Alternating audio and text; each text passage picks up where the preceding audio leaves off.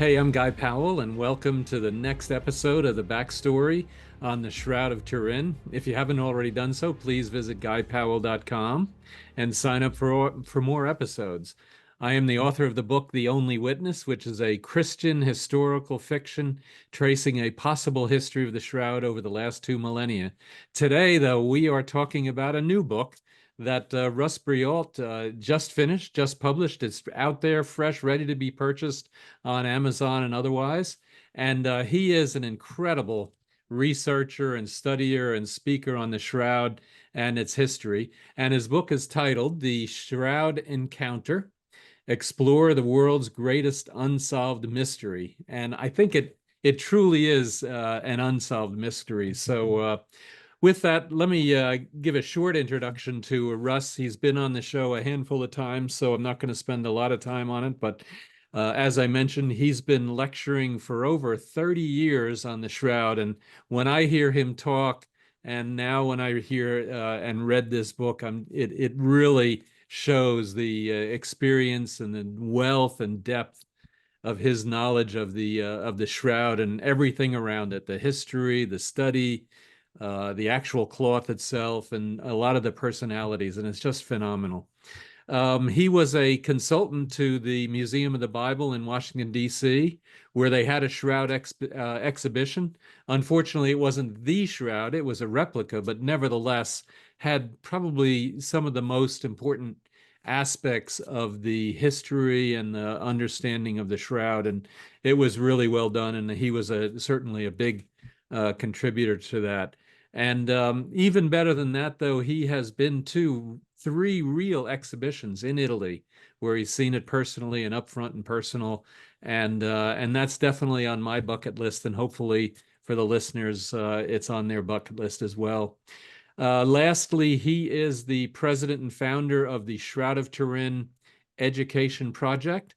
And its mission is to advance the knowledge of the Shroud to a new generation. And I think with video and with interviews like this, certainly we'll have a historical record that will last hopefully forever and be really something that each new generation that comes along can learn and really get some good knowledge from on the Shroud from that. So Russ, thank you for being here. So tell us a little bit about the backstory on your new book, The Shroud Encounter: Explore the World's Greatest Unsolved Mystery. Well, thank you, Guy. I appreciate it. And when I was grappling for a title for the book, I I talked to someone, and they kind of searched me out on the internet, and they said, well, the title's pretty obvious. It needed to be Shroud Encounter, because that's the name of my website. It's the name of my presentations. I do these Shroud Encounters all over the country, and so that obviously had to be the title of the book.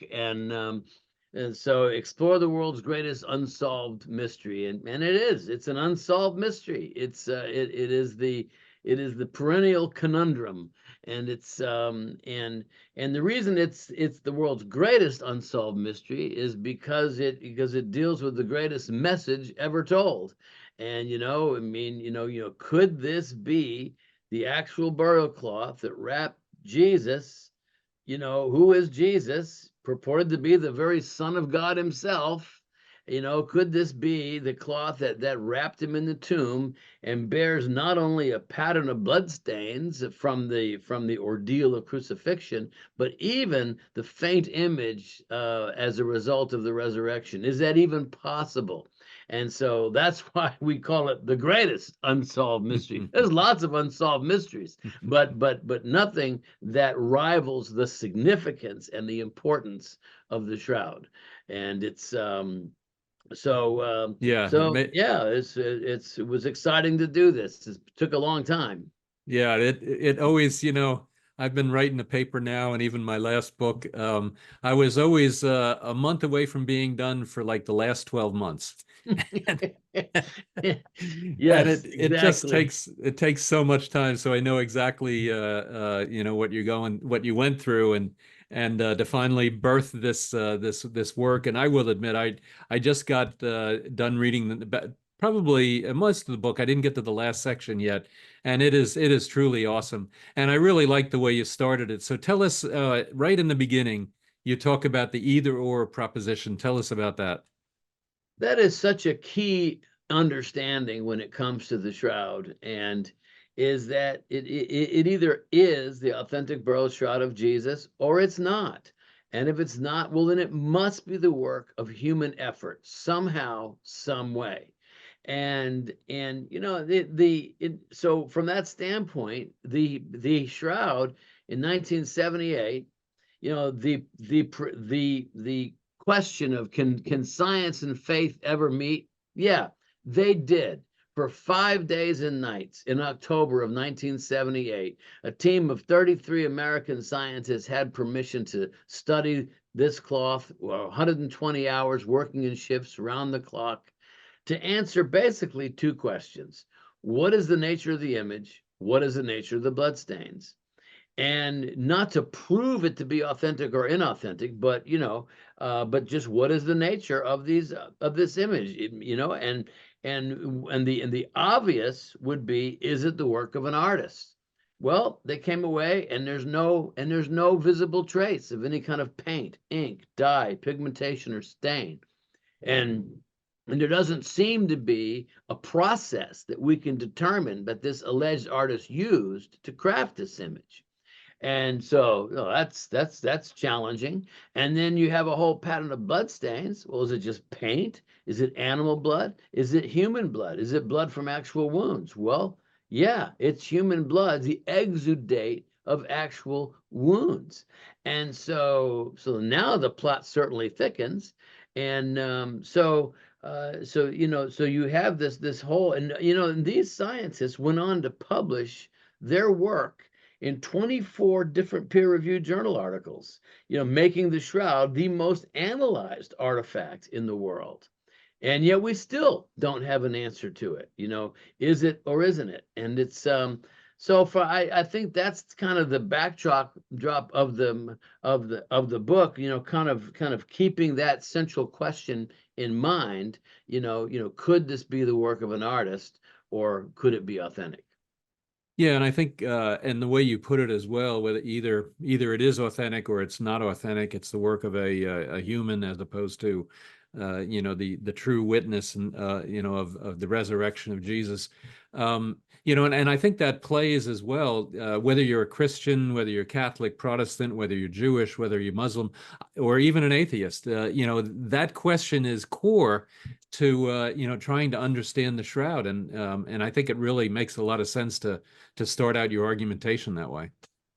And we start out chapter one just deals with the realm of art. Just let's look at art. If because again, you have the whole carbon dating issue, which I'm sure your audience is very familiar with. Date range of 1260 to 1390. Well, if that's true, then we're looking for a 14th century artist.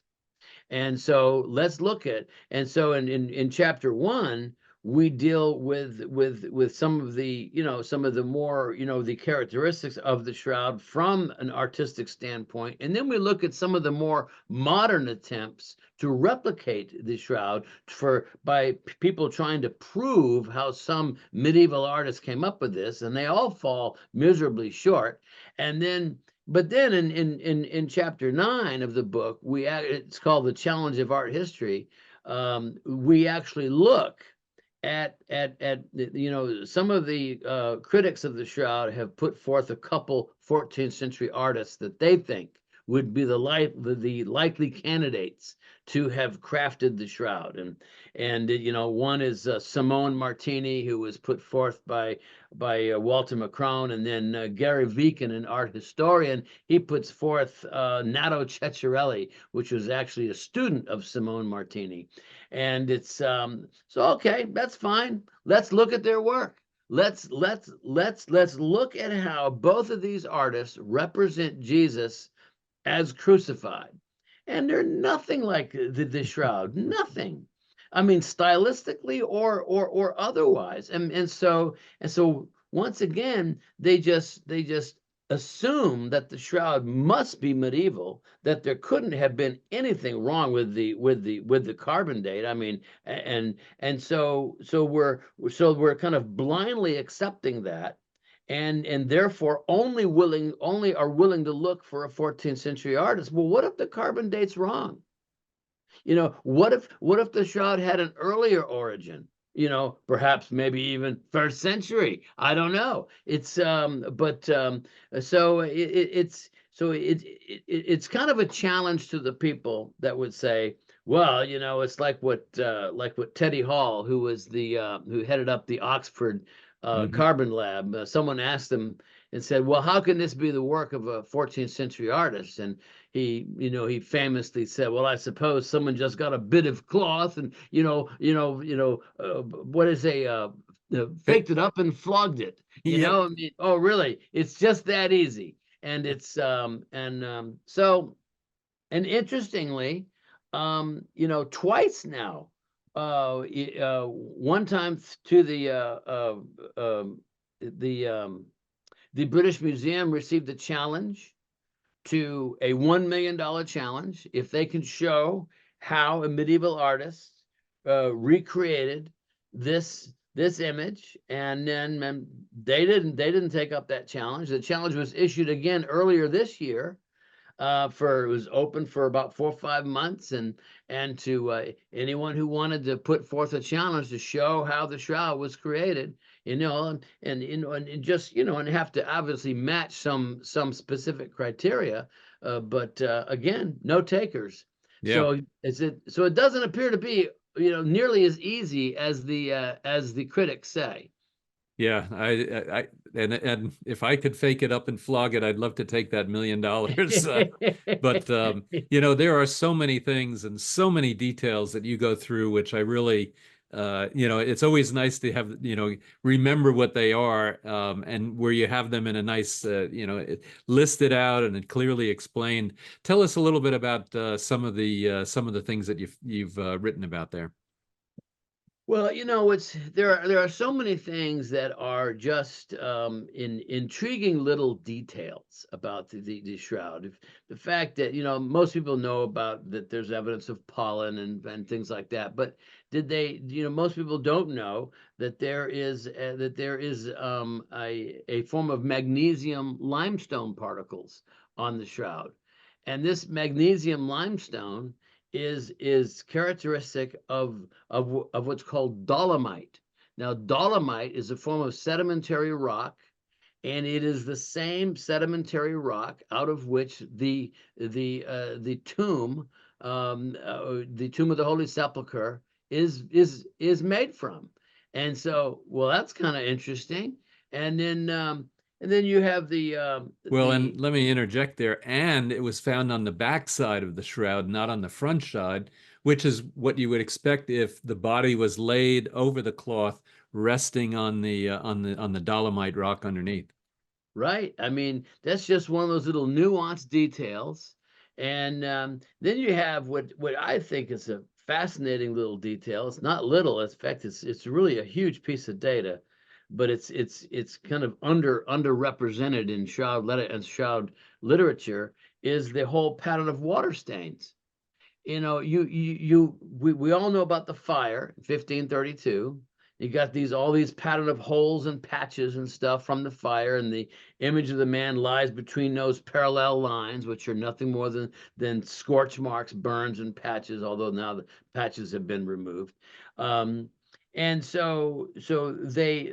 researchers, Aldo Guerreschi, and he had an associate, they did some experiments, and they matched up the burns to see what the folding pattern was when the shroud was burned. It was kept in a silver box in 1532, was folded over several times, about like maybe 54 different layers. If you fold the cloth like an accordion, and then you about the size of a record album once it's all folded up, and it's and then you put it inside a silver box, and there's a fire. The top of the box melts, and a glob of molten silver falls down onto the cloth, burning all the way through it, creating a series of burns.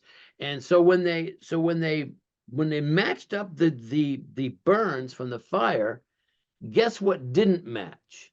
The water stains. Now we always assume that there's this pattern of water stains, very all over the cloth, but they're in a pattern as well. So the burns are in a pattern, and the water stains are in a pattern, but they don't match. And so what that tells us then is that these are two separate incidents. So now naturally the fire was doused, but it obviously is not responsible for the water stains that we see. So then they took and folded up the cloth to match up all the water stains, and the only way that they could replicate this pattern of water stains was to fold it like in this. Well, it's in there's diagrams in the book, but you fold it up like an accordion, and it's and then you roll it, and then you place it vertical into like a clay pot, and then I'm just in my mind's eye, if I'm looking at the history of the shroud, when it traveled from first century, to ancient Edessa or to ancient Antioch. I'm in the Edessa camp. So as it traveled to Edessa, probably got in a rainstorm or something, and then a little bit of water got down into that clay pot, and it was a little bit at an angle, and that's how you can match up those water stains. And because the shroud, we don't have any historical record of the shroud being stored in a clay pot. All of the records show it being in like a wooden box or some kind of a metal box, or rolled onto a roll or something like this, but no record of it being in a clay pot.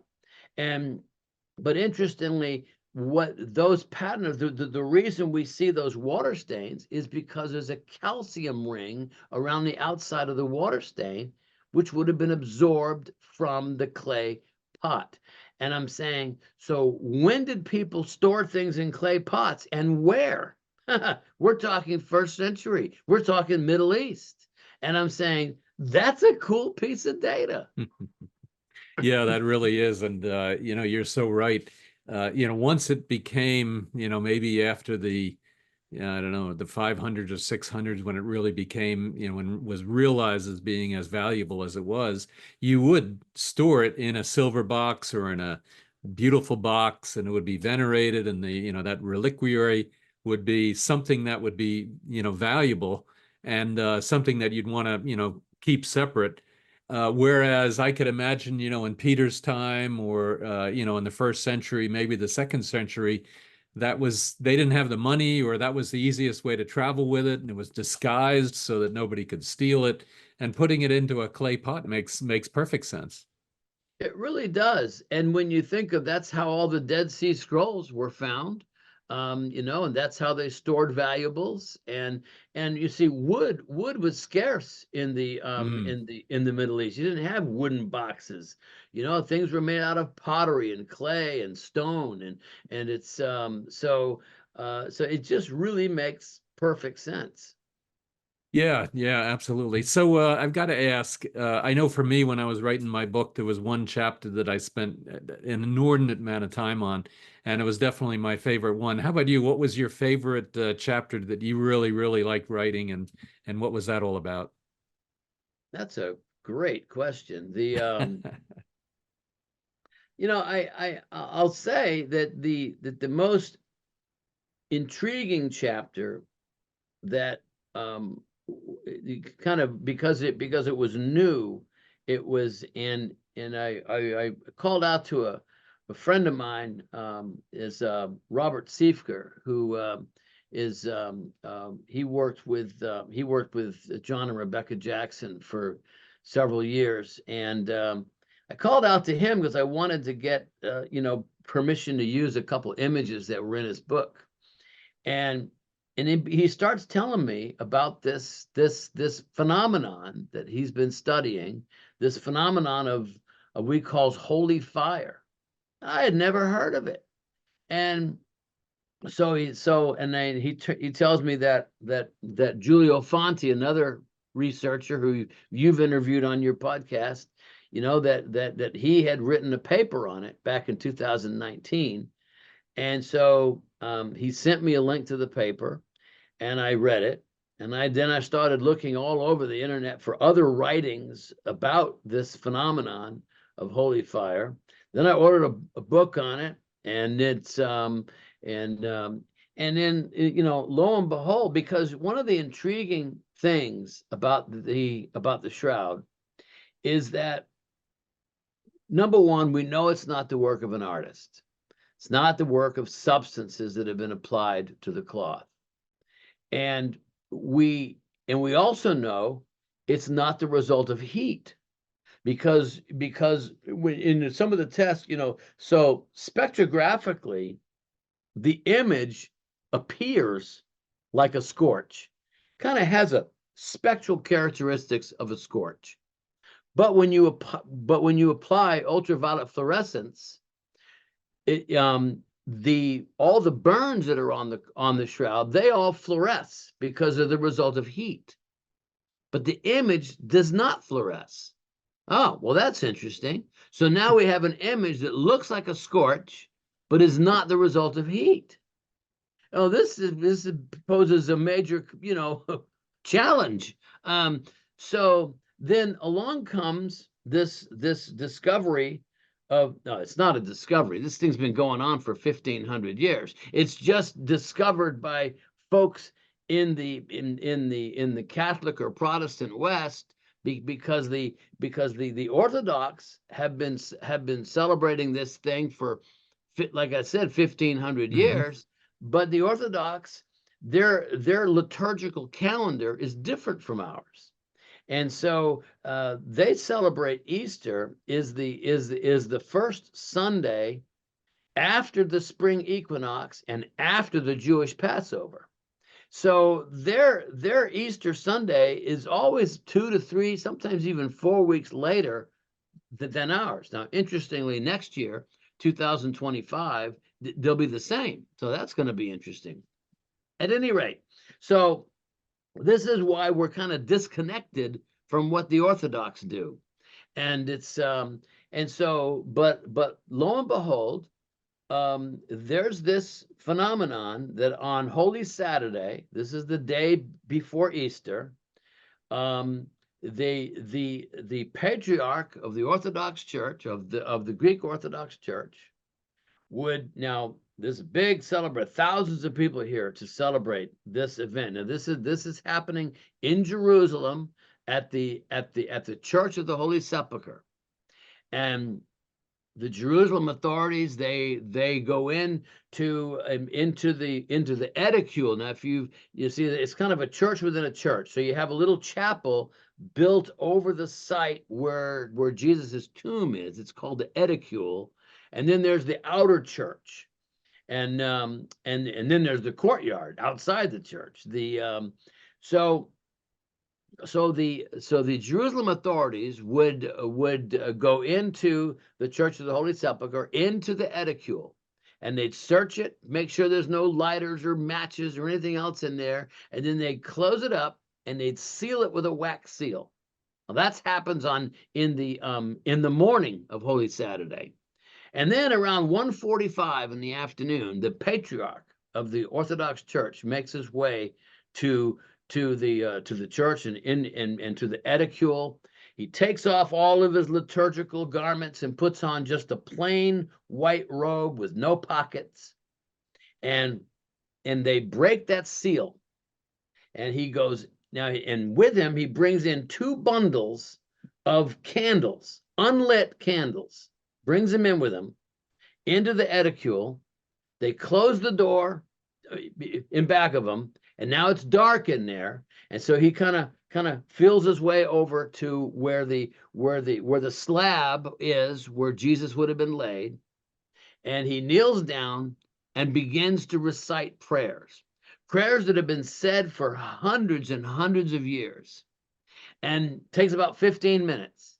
And at the end of that time, suddenly, well, I don't know if it's suddenly, but there appears a bluish light on top of the slab, and he describes it as this kind of like mist on a lake.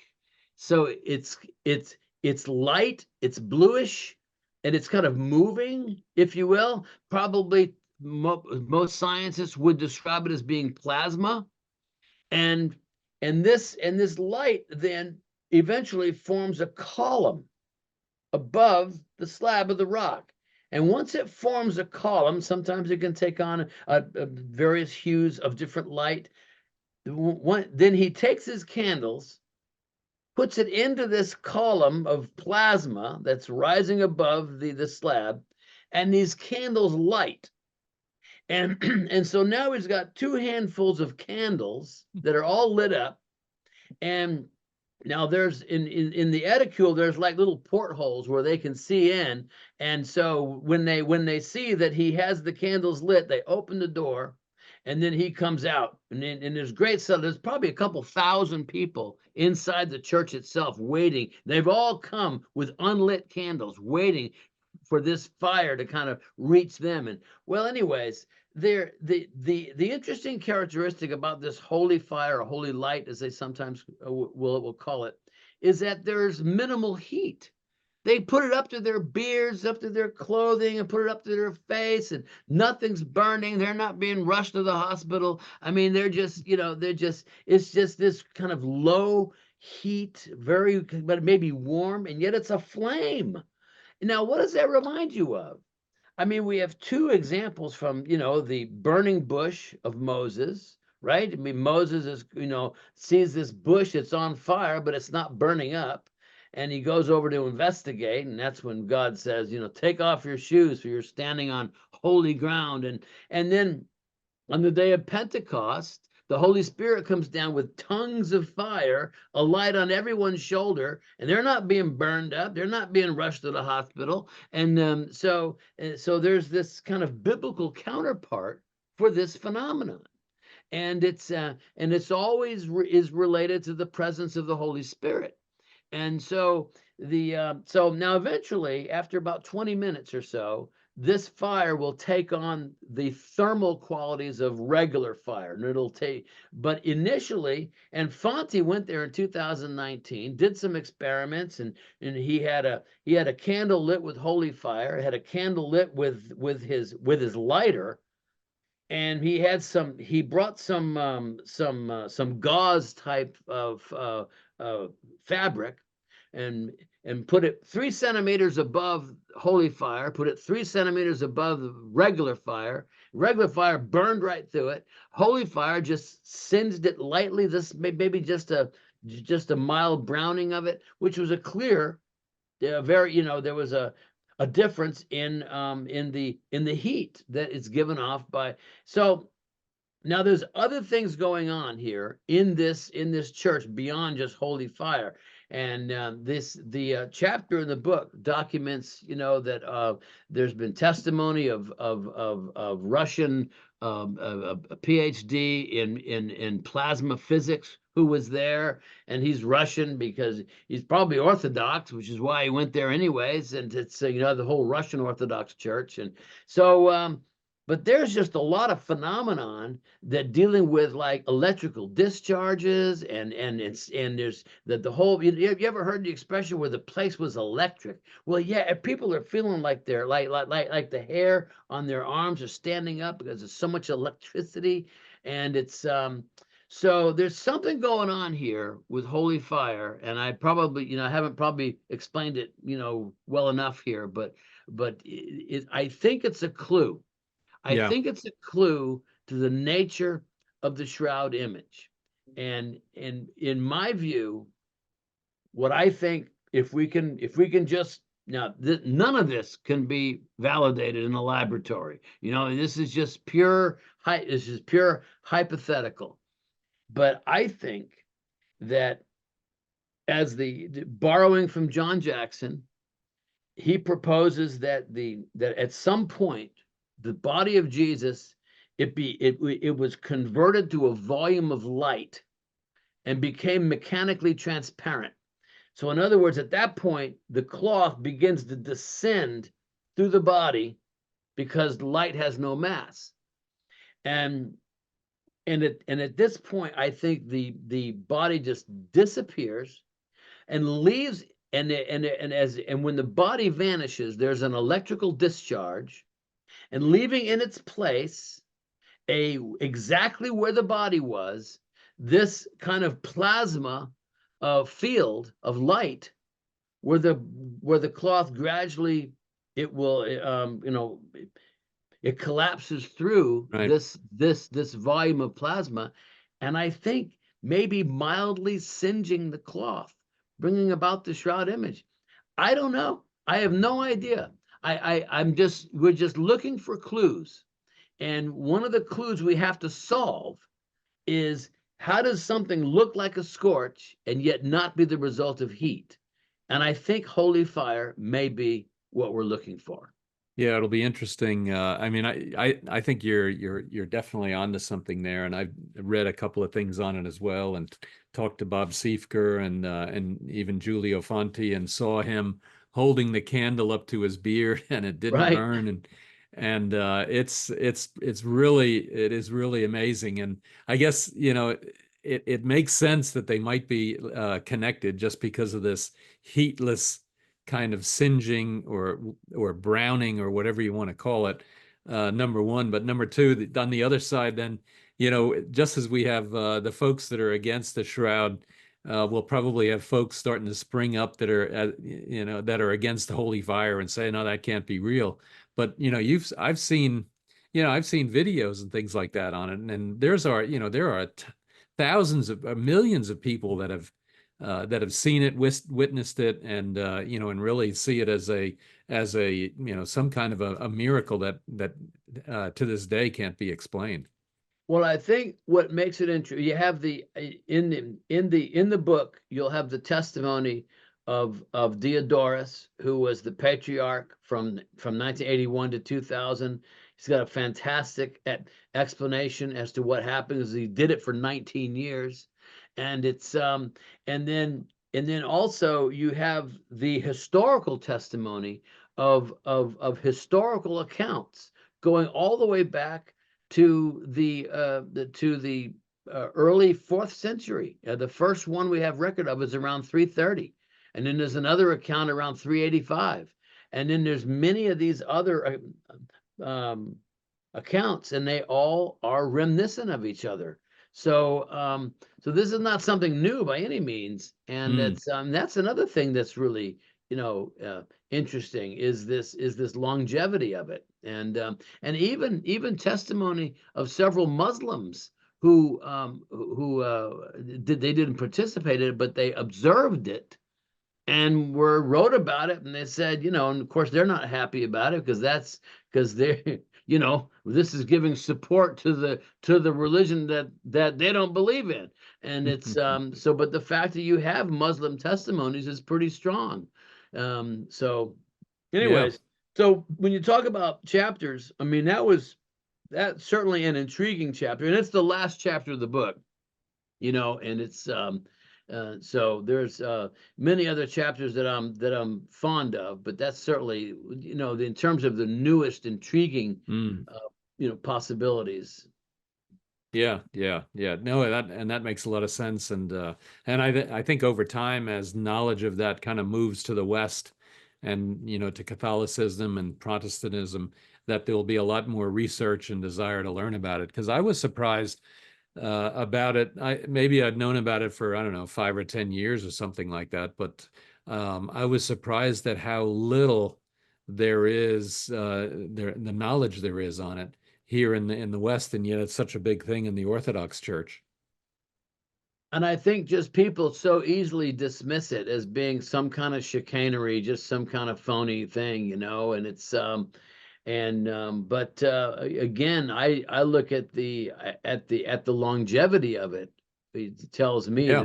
that it's got to be real, and it's so. Well, and that then says so many other things in terms of knowing exactly where the tomb is or where it was before it was destroyed.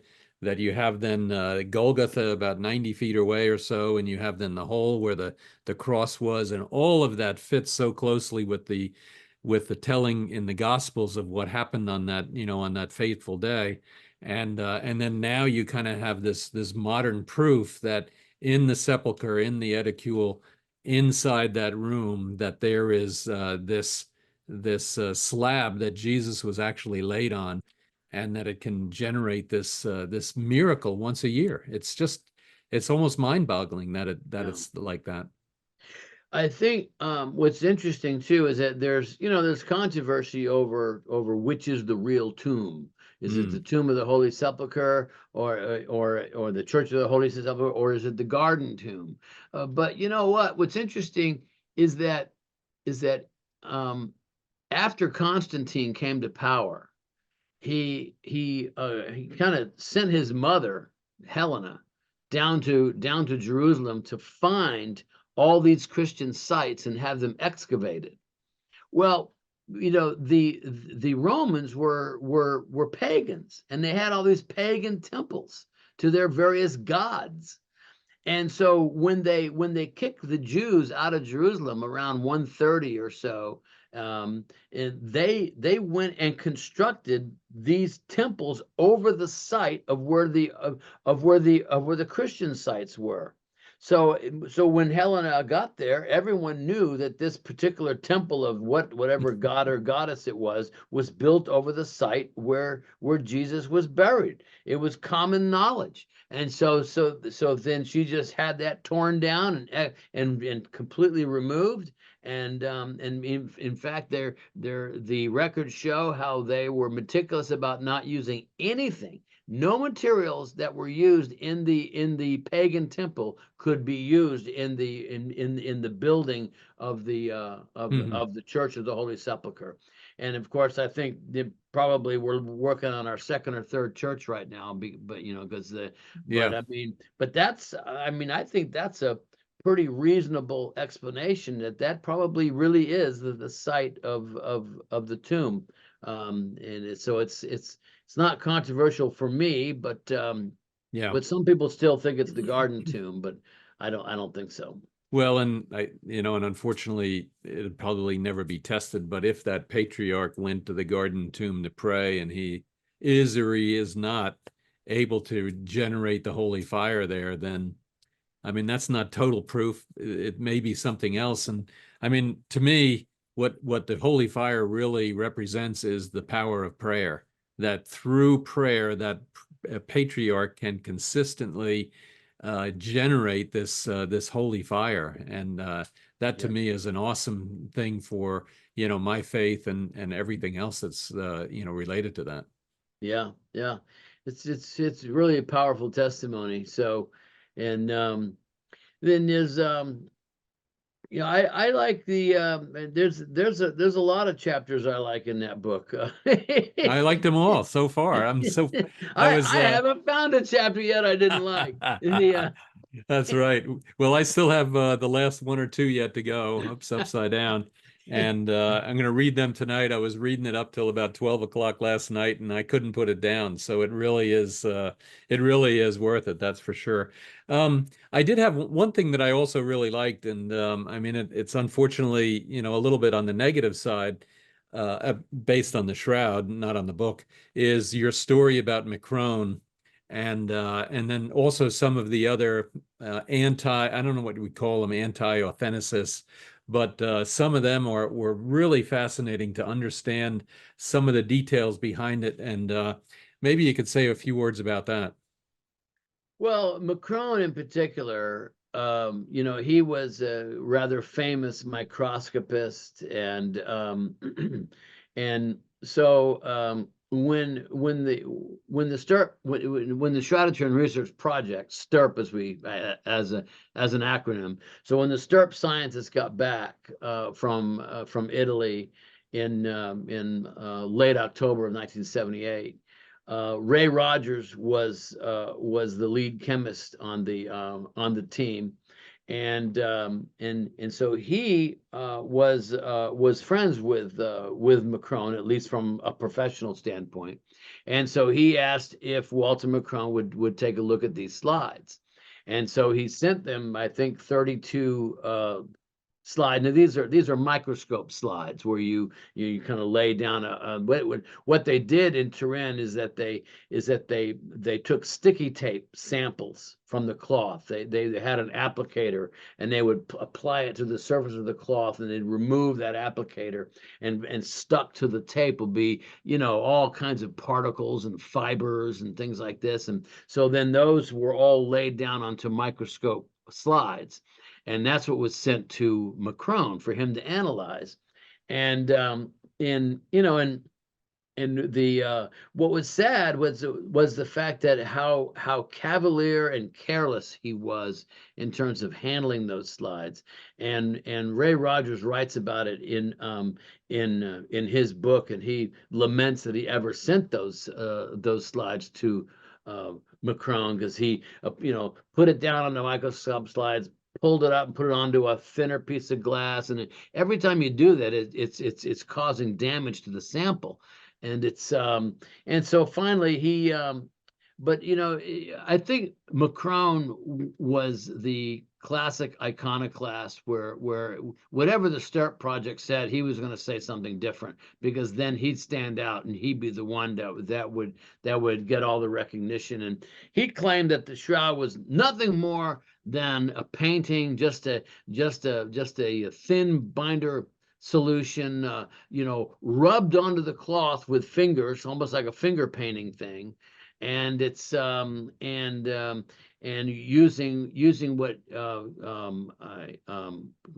he called jeweler's rouge, which is made out of iron oxide.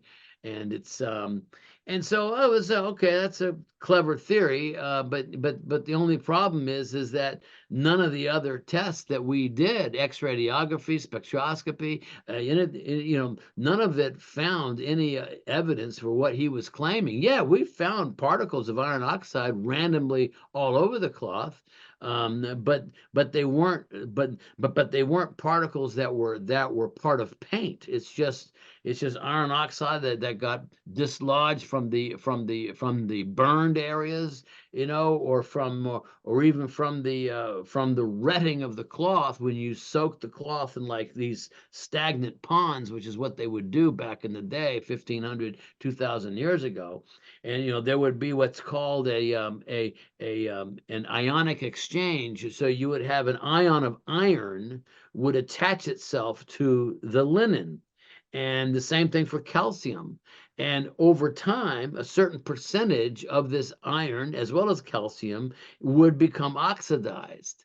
And so, yeah, you're going to have a smattering of iron oxide on the cloth, but there's no evidence that it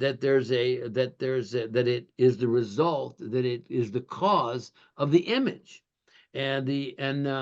So he makes this pronouncement, and it's and then he finds one particle of vermilion paint, one particle on all the slides. He finds one particle of vermilion paint, and he alleges then that the blood must be the result of vermilion paint. Well, again, vermilion is high in lead content, and that didn't show up on X-radiography or spectroscopy or anything else. And so it's now, when you have to look at the history of the cloth, we know that in fact, I have some pictures in the book, in the Challenge of Art History, just chapter 9. It's where there are at least 52 recorded examples where painted copies of the shroud were placed to the surface of the shroud itself as a way of sanctifying this copy, kind of like Babe Ruth signing a baseball card. It's and so naturally you're going to get particles get dislodged from a painted copy placed onto the surface of the shroud itself. So finding one particle of vermilion means nothing. It's because the blood stains are not paint, they're blood. And it's so anyway, so McCrone makes a lot of noise, but in the end, none of his allegations hold up. And it's so, but I did, I wanted to deal with McCrone head Hmm. on, because he was brought in by the STIRP team to analyze these. And he had, and one of his theories, of course, is that the image is the result of a thin binder solution. Now, binding solution is always made with some kind of animal protein. And he had these samples for over a year, and he never bothered to test the fibers, the image fibers. So there's fibers that we know that the image is on that fiber, and he never tested it for protein. Now, why would you do that? Why would you not test this? Because he knew that his theory was nonsense. And it's and so the one thing that would validate his theory, he failed to do, because he knew it was Hmm. bogus to start with. He hired a local artist in the Chicago area to craft a copy of the shroud based on his supposition of using this thin binder solution. Well, Dr. Gil Lavoie, he was in Chicago. He was going to debate McCrone. He gets a hold of this. I think it was Walter Sanford was the name of the artist who did it. Gets a hold of one of the copies that he had done using McCrone's theory, and he takes one look at it, flips it over, and it goes all the way through. It soaks all the way through. Well, that's not the shroud image. The one of the most important attributes of the shroud image is that it's purely superficial. It only penetrates the top 1 to 2 microfibers. It doesn't soak through the cloth. And yet Walter McCrone's example that he had a local artist make soaks entirely through the cloth and looks like just a bunch of smudge. And so even his own attempt at replicating the shroud using his hypothesis, even that falls short. He falsified his own theory. And it's but I think it's important to deal with them, and Yeah. so I do in chapter 1. Yeah, absolutely. Well, one of the things that I liked was the very meticulous in terms of how you presented all of the arguments. So here are the unique characteristics of the shroud. Like you talked about, there's the aragonite dust, there's the pollen, there's no outline of the image, and I don't know, there's 10 or 12 or maybe even more things that are very, very unique to the shroud.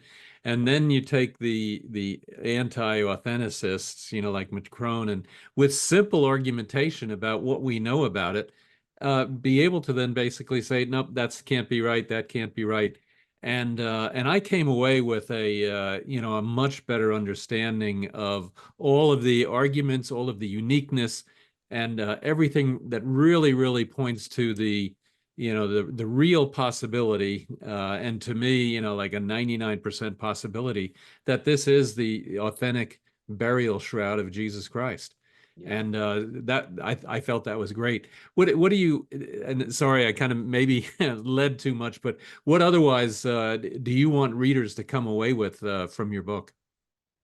I think, in this either or proposition, that you'll come to realize that calling it a 14th century work of art is just untenable. And so we're really, I think the because you see again, the challenge of art history is this: the shroud is not art in any way, in any measure. It is not art, because art is evolutionary. Art always builds on the work of previous masters. So in other words, that you're looking at pre-Renaissance art because of the style and the substances used. When you're looking at a Michelangelo or a Rembrandt, you just know. So but the shroud stands singular and unique in the realm of art. There's nothing similar before it, nothing similar after it, which is contrary to art. So and plus, it also represents Jesus in terms of sacred art. It represents Jesus in a way that would not have really been authorized by the church at that time.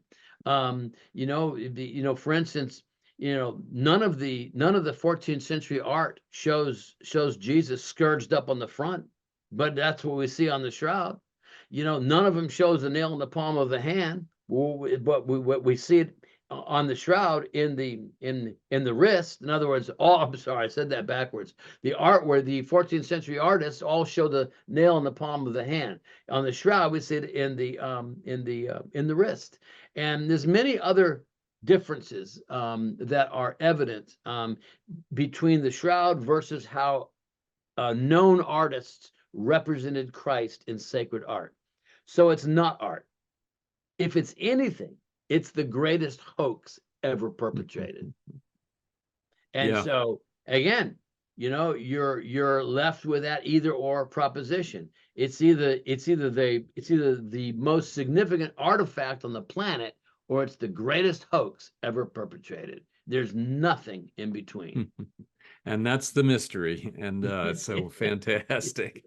I'd love to talk to you further, but I could go on. There were so many little pieces in there and big pieces that I'd not thought about, and that one just now of the art and the progression and the evolution of art and how artists work and how schools of art work and how new trends even work, and the fact that there is nothing else in the world that matches this particular style of art, if it were art, that this style of art where you could say it progressed from something else. It just doesn't exist.